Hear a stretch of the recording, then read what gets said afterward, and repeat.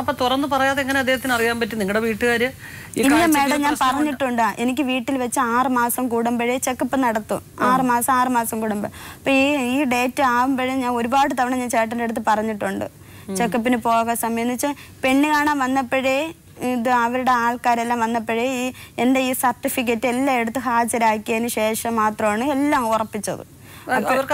അവർക്കെല്ലാം അറിയായിരുന്നു, കാഴ്ചയുടെ പ്രശ്നം എല്ലാം അറിയായിരുന്നു. അപ്പൊ ഈ ചേട്ടൻ്റെ അച്ഛൻ തന്നെ ചോദിച്ചു, നീ എല്ലാം അറിഞ്ഞു വെച്ചുകൊണ്ടാണ് ഈ കൊച്ചിനെ കെട്ടാൻ, ആ കൊച്ചിന്റെ ഭാവി തൊലയ്ക്കരുത് എന്നെല്ലാം ഈ ചേട്ടൻ്റെ അച്ഛൻ അവിടെ വെച്ച് പറഞ്ഞു. അപ്പൊ പറഞ്ഞു അതൊന്നും എനിക്ക് പ്രശ്നമില്ല എന്നും പറഞ്ഞ് ചേട്ടൻ്റെ പൂർണ്ണ സമ്മതത്തോടു കൂടിയാണ് കെട്ടിയത്. അപ്പൊ ഇത് ഇടയ്ക്കിടയ്ക്ക് ചെക്കപ്പ് നടത്തി ചികിത്സ കണ്ടിന്യൂ ചെയ്യുകയാണെന്നുണ്ടെങ്കിൽ ഇത് ശരിയാവും മേഡം. ഒരുപാട് എന്ന് വെച്ചാൽ ആദ്യമേ നല്ല കാഴ്ച കുറഞ്ഞിരുന്നു, പിന്നെ ഈ ചെക്കപ്പൊക്കെ നടത്തി കണ്ണടയൊക്കെ വെച്ചുകൊണ്ടിരുന്നപ്പോ നല്ല ഇതായിരുന്നു. സ്കൂളിലൊക്കെ സാറന്മാരൊക്കെ ഒത്തിരി കെയർ ചെയ്യുമായിരുന്നു, നന്നായിട്ട് പഠിക്കുകയൊക്കെ ചെയ്യുമായിരുന്നു മേഡം. അങ്ങനെ TTC വരെ പഠിച്ചിരിക്കുന്നല്ലോ. TTC കഴിഞ്ഞ് ഡിഗ്രിക്ക് പോയി ഫൈനൽ ഇയർ ആയിരുന്നപ്പോഴാണ് ലാസ്റ്റ് ഇയറിലെ പരീക്ഷ മാത്രമേ എഴുതാൻ പറ്റില്ല, പ്രഗ്നന്റ് ഒക്കെ ആയിരുന്ന സമയം, അതുകൊണ്ട് പോകാൻ പറ്റിയില്ല. ദീപ, ഇപ്പം എന്താണ് ദീപയുടെ ആവശ്യം? എന്താണ് ഞങ്ങൾ വഴി പരിഹരിക്കണമെന്ന് വിചാരിക്കുന്ന കാര്യം എന്താണ്? അത് തന്നെ മേഡം. എന്നിട്ട് ഞാനാണെങ്കിൽ ഈ ചേട്ടൻ എന്നെ, ഞാൻ ഈ രണ്ടാമത് ഈ ആക്സിഡന്റ് ഒക്കെ ഇങ്ങനെ ആയതിനു ശേഷം ഞാൻ ചേട്ടൻ്റെ കൂടെ പോയി എന്ന് പറഞ്ഞില്ലേ, അതിനുശേഷം ചേട്ടൻ മദ്യപിച്ചുകൊണ്ട് വന്ന് എന്നെ ഉപദ്രവിച്ചു. അപ്പോഴും ഞാൻ എൻ്റെ മൂത്ത കുഞ്ഞിനെ ഇളയ കുഞ്ഞിനെ എടുത്തുകൊണ്ട് വീട്ടിലോട്ട് വരാൻ വേണ്ടി ഇറങ്ങിയപ്പോൾ മൂത്ത കുഞ്ഞിനെ തന്നില്ല എനിക്ക്. അപ്പോൾ ഇളയ കുഞ്ഞിനെ എൻ്റെ സാധനമായിട്ട് ഞാൻ വീട്ടിൽ വന്ന് നിന്നിട്ടും 2 ആഴ്ചയിലൊരിക്കൽ ഞാൻ മൂത്ത മോനെ കാണാനായിട്ട് പോകുമായിരുന്നു. അവിടെ ചെന്ന് മോനെ കണ്ട് ഇത് കുറച്ച് സാധനമൊക്കെ കൊണ്ട് കൊടുത്തിട്ട് ഞാൻ ഇനി പോരുമായിരുന്നു, 1 മണിക്കൂറൊക്കെ കണ്ടിട്ട് ഇനി പോരുമായിരുന്നു. അപ്പോഴും ഈ കഴിഞ്ഞ റംസാന് 2-3 ദിവസം സ്കൂൾ അവധി ഉണ്ടായിരുന്നു.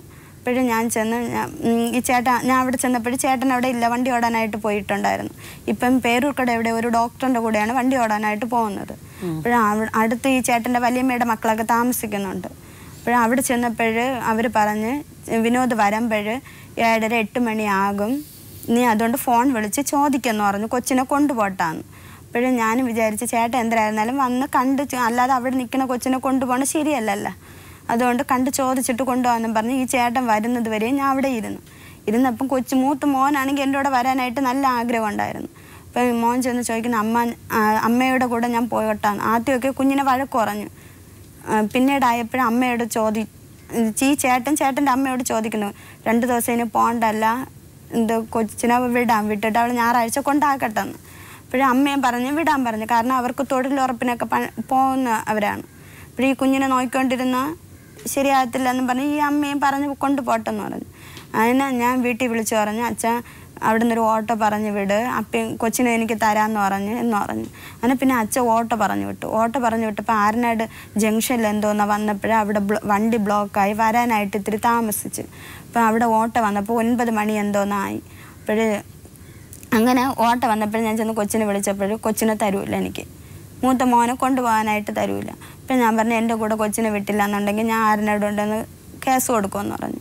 അങ്ങനെ കൊച്ചിനെ തന്നില്ല, നീ എന്നാൽ കേസ് കൊടുത്ത് വാങ്ങിച്ചോന്നും പറഞ്ഞു കൊച്ചിനെ അങ്ങ് വാങ്ങിച്ചു. എന്നിട്ട് ഞാൻ പിറ്റേന്ന് രാവിലെ തന്നെ ആരനാട് സ്റ്റേഷനിൽ കൊണ്ടുവന്ന് കേസ് കൊടുത്തപ്പോൾ അവിടെ നിന്ന് പോലീസിനെ എൻക്വയറിക്കായിട്ട് അവരുടെ അവിടെ വിട്ടു. ദീപ സമാധാനമായിട്ടിരിക്കും. ഇത് ദീപയുടെ ഭാഗത്തു നിന്നുള്ള ചെറിയ തെറ്റുകൾ, കാരണം ഇങ്ങനെ ഒരു കുറവ് നമുക്കുണ്ടല്ലോ എന്നുള്ളത് കൊണ്ട് നമ്മൾ കാണുന്നതിനപ്പുറം ചിന്തിക്കും അല്ലേ? അപ്പം അങ്ങനെ നമ്മൾ അറിയാതെ ഇമോഷണലായിട്ട് പറഞ്ഞ പല വാക്കുകളും ചിലപ്പോൾ അവരെ വേദനിപ്പിച്ചേക്കാം. പിന്നെ ഇതിന് അടിസ്ഥാനപരമായിട്ടൊരു പ്രശ്നം കാണുന്നതെന്ന് പറയുന്നത്, ദീപ തന്നെ പറഞ്ഞു, എല്ലാം വീട്ടിൽ കുടുംബത്തിലൊക്കെ ആമ്പിള്ളാരാ കൂടുതൽ, ഞാനേ ഉള്ളൊരു പെണ്ണായിട്ട്. അപ്പം സ്വന്തം വീട്ടിൽ നിന്നും ബന്ധുക്കളിൽ നിന്നും അമിതമായ സ്നേഹവും ലാളനയൊക്കെ കിട്ടിയിട്ട് ഇങ്ങനെ ഒരു അമ്മയുടെ അടുത്ത് ചെന്നിട്ട് അവരുടെ വാക്കുകളും കുറച്ച് കർക്കശമായിട്ട് സംസാരിക്കുന്ന ഒരു സ്ത്രീ എന്ന് പറയുന്നത് പെട്ടെന്ന് ഉൾക്കൊള്ളാൻ ദീപയ്ക്ക് പറ്റിയിട്ടില്ല.